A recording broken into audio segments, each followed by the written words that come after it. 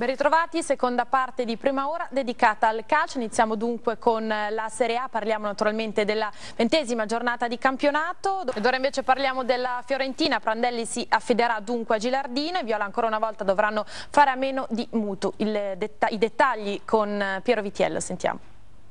Primo successo, mentre Di Carlo non vuole caricare il match di eccessiva pressione. Allora i dettagli con Federico Casotti.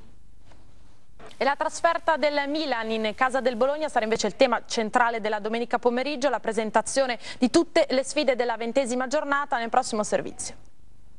E tutte le sere, dal lunedì al venerdì, c'è sempre l'appuntamento con lo speciale calciomercato. Anche questa sera si è parlato delle principali trattative di Serie A e B, allora il meglio, la sintesi dello speciale mercato, vediamo.